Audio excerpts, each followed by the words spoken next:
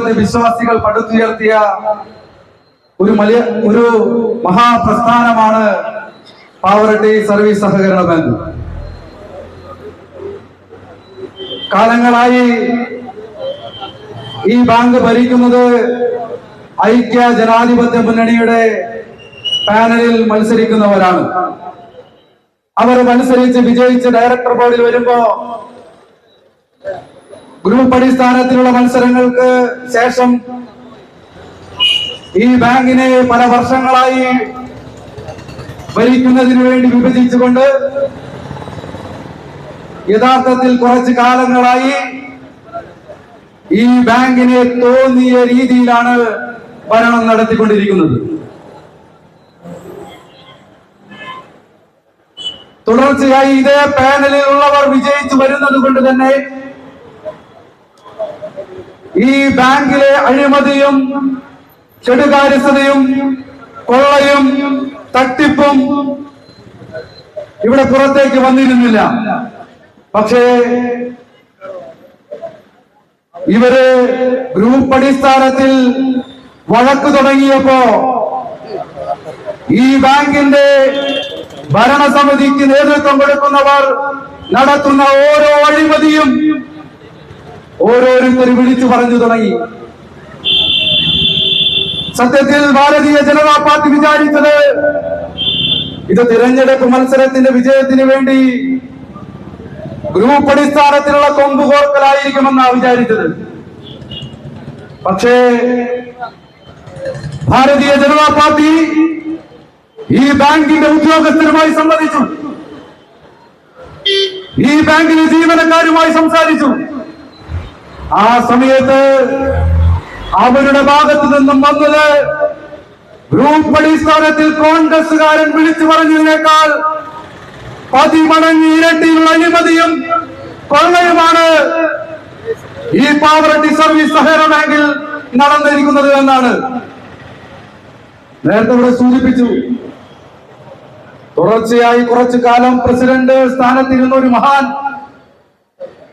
ഇവിടെ പ്രസിഡന്റ് പേര് സൂചിപ്പിച്ചില്ല എന്നുള്ള, പക്ഷേ പാവറട്ടിയിലെ എല്ലാവർക്കും വ്യക്തമായിട്ടറിയാം ആരാണ് ആ വ്യക്തി എന്നത്.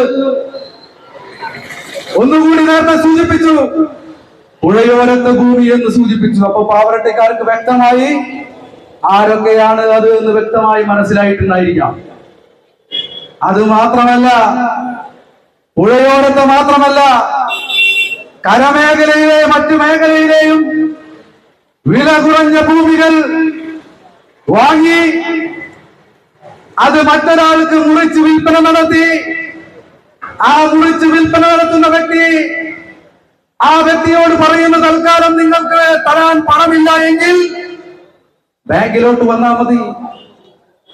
ആ ഭൂമി രജിസ്റ്റർ ചെയ്ത് കൊടുത്ത് ആ ഭൂമി പണയം വെച്ച് ഭൂമിയുടെ ഫെയർ വാല്യൂവിനേക്കാൾ ഇരട്ടിയിലധികം പണം ബാങ്കിന്റെ നടപടിക്രമം പാലിക്കാതെ നിയമോപദേശം തേടാതെ ലക്ഷക്കണക്കിന് രൂപ ഈ ബാങ്കിന്റെ സഹകാരികൾ നിക്ഷേപമായി ഈ ബാങ്കിൽ നിക്ഷേപിച്ചിരിക്കുന്ന കോടിക്കണക്കിന് രൂപ ഈ കാട്ടുകള്ളന്മാർ അവരവരുടെ സ്വന്തം പോക്കറ്റ് വീർപ്പിക്കുന്നതിന് വേണ്ടി അവരവരുടെ സാമ്പത്തിക നേട്ടത്തിന് വേണ്ടി ഈ ഭൂമികളെല്ലാം മുറിച്ച് വിൽപ്പന നടത്തിക്കൊണ്ട് സാമ്പത്തികമായി ഈ ബാങ്കിനെ കുറച്ചു കാലങ്ങളായി കൊള്ളയടിച്ചുകൊണ്ടിരിക്കുന്നു എന്ന് പറയുമ്പോ ഭാരതീയ ജനതാ പാർട്ടിക്കാരനെ CPM-കാരൻ കൈകെട്ടി നിൽക്കുന്ന പോലെ നോക്കി നിൽക്കാൻ സാധിക്കില്ല.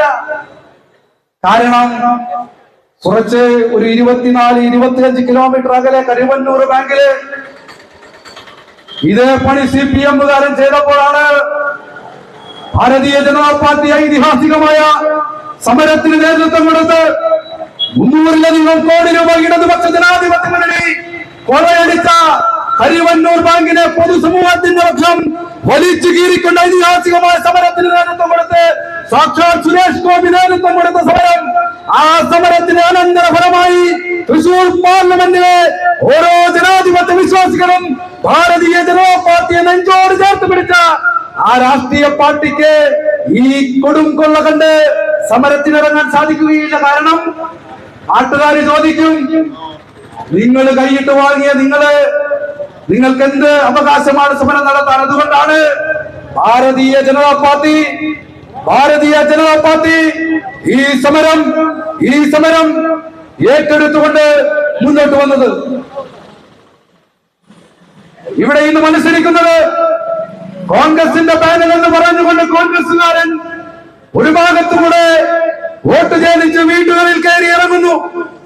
അതേ വീടുകളിൽ പുറകിലൂടെ മറ്റൊരു വിഭാഗം പറയുന്നു, ഞങ്ങളാണ് കോൺഗ്രസുകാര് എന്ന് പറഞ്ഞ് വോട്ട് ചോദിച്ചുകൊണ്ട് വീടുകളിൽ പോകുന്നു.